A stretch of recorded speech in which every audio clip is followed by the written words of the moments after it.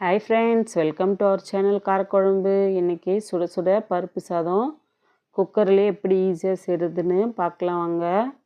அதுக்கு ஃபஸ்ட்டு அரிசியும் பருப்பும் நம்ம ஊற வச்சுக்கலாம். நான் 1 டம்ளர் அரிசிக்கு 1/2 டம்ளர் பருப்பு எடுத்திருந்தேன். கரெக்டாக இருக்கும். நம்ம காயெல்லாம் கட் பண்ணுற டைமில் இது ஊறிட்டுருக்கட்டும். அவ்வளோதான். இப்போது காயெல்லாம் கட் பண்ணி வச்சுட்டேன். செய்ய ஆரம்பிச்சிடலாம். குக்கரை அடுப்பில் வச்சுக்கோங்க. 1 கரண்டி எண்ணெய் சேர்த்துக்கலாம். எண்ணெய் நல்லா சூடாகட்டும். இப்போ இதில் 1/4 ஸ்பூன் உளுத்தம்பருப்பு, கடலப்பருப்பு, கடுகு, சீரகம் சேர்த்துக்கோங்க. எல்லாமே 1/4 ஸ்பூன் சேர்த்துக்கோங்க. நல்லா பொரிய விட்டுடலாம். 2 மீடியம் சைஸ் வெங்காயத்தை பொடியாக கட் பண்ணி வச்சுருந்தேன். அதே இதில் சேர்த்துக்கோங்க. இன்னும் சின்ன வெங்காயம் இருந்தால் அதை சேர்த்துக்கோங்க. என்கிட்ட இல்லை, அதான் நான் பெரிய வெங்காயம் சேர்த்துக்கிட்டேன். 1 கொத்து கருவேப்பிலை சேர்த்துக்கலாம். 6 பல் பூண்டை இடித்து சேர்த்துக்கிட்டேன். ஒரே ஒரு பச்சை மிளகாய் சேர்த்துக்கோங்க. 2 தக்காளியை கட் பண்ணி அதையே சேர்த்துக்கோங்க.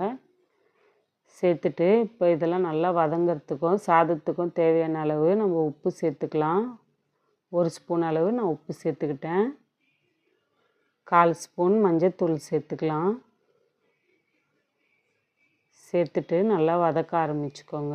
அடுப்பை கொஞ்சம் மீடியம் ஃப்ளேம்லேயே வச்சு நல்லா இது போல் வதக்கிட்டு 4 ஸ்பூன் சாம்பார் பொடி சேர்த்துக்கோங்க. அப்போ தான் சாதம் நல்லா வாசனையாக இருக்கும். நான் அவரைக்காய், பீன்ஸ், கேரட்லாம் கட் பண்ணி வச்சுருந்தேன். நீங்கள் முருங்கைக்காய், கத்திரிக்காய், மாங்காய் எது இருந்தாலும் சேர்த்துக்கோங்க, நல்லாயிருக்கும். அவ்வளோதான். இது போல் நல்லா வதக்கிட்டு அரிசியை கழுவிட்டு இதில் சேர்த்துக்கலாம். நம்ம 1 டம்ளர் அரிசி, 1/2 டம்ளர் பருப்புனா 1/2 டம்ளர் ஆகுது. அதுக்கு நான் 4 மடங்கு தண்ணி வச்சேன். 6 டம்ளர் அளவு தண்ணி வச்சுருந்தேன். கரெக்டாக இருந்துச்சு. பாருங்கள், நான் 6 டம்ளர் அளவு தண்ணி சேர்த்துக்கிட்டேன்.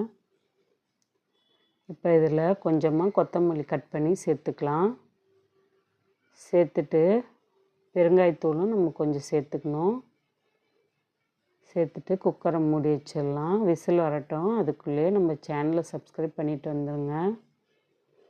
பாருங்கள், ஒரு 4 விசில் விட்டால் கரெக்டாக இருக்கும். சாதமும் நல்லா குழஞ்சி வெந்து வந்திருக்கும். இந்த டைமில் நம்ம 1 ஸ்பூன் அளவு நெய் சேர்த்துக்கோங்க. நல்லா வாசனையாக இருக்கும். இது நம்ம ஒரு 1/2 மணி நேரத்தில் சட்டுன்னு செஞ்சிடலாம். பிள்ளைங்களுக்கு லஞ்ச் பாக்ஸாகவும் நம்ம ரெடி பண்ணி கொடுத்துடலாம். இல்லை மதியத்தில் சூடாக செஞ்சு சாப்பிட்டாலும் டேஸ்ட்டு சூப்பராக இருக்கும். கண்டிப்பாக இதே போல் ட்ரை பண்ணி பாருங்கள். Okay, bye friends.